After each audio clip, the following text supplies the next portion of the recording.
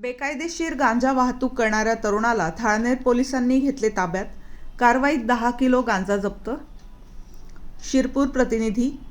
दिनांक 19 फेब्रुवारी रोजी सकाळी 11:30 वाजेच्या सुमारास थाळनेरचे सहपोलीस निरीक्षक हेमंत पाटील हे पोलीस स्टाफसह शिवजयंतीनिमित्त पोलीस स्टेशन हद्दीत पेट्रोलिंग करत असताना समाधान भाटेवान यांना बातमीदारामार्फत बातमी मिळाली की एक इसम हिसाळे येथून शिरपूरकडे जाणाऱ्या महाराष्ट्र राज्य परिवहन मंडळाचे शिवाई इलेक्ट्रिक बसमध्ये बसला असून त्याच्या ताब्यातील सॅकबॅगमध्ये गांजा असल्याची शक्यता आहे.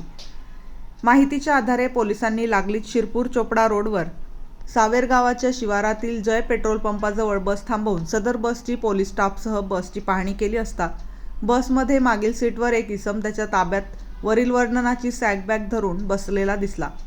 सदर इसमास खात्री करण्यासाठी बसमधून खाली उतरवून वाहक व चालक यांच्या समक्ष इसमाच्या ताब्यातील सॅकबॅग उघडून पाहिले असता त्यात खाकी रंगाचे चिकट टेप लावलेला एक पुडा दिसून आला.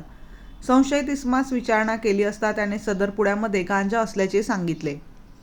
आरोपीने त्याचे नाव मुस्तफा जिलानी शेख वय 36 वर्षे, राहणार रूम नंबर 426, जनता कॉलनी, गिलबर्ट टेकडी, गावदेवी डोंगरी, मोहम्मदी मस्जिदजवळ, अंधेरी पश्चिम, मुंबई असे सांगितले.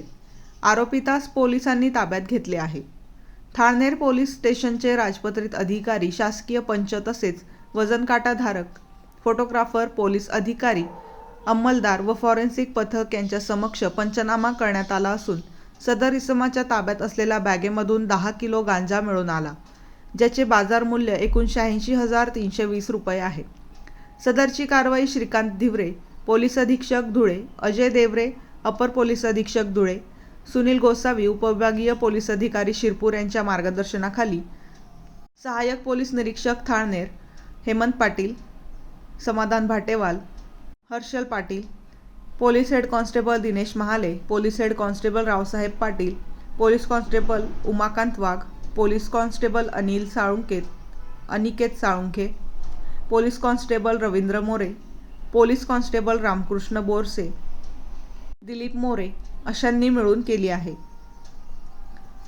Bureau report Sumit Girase, Bedhadak Mi Marathi news, Shirpur.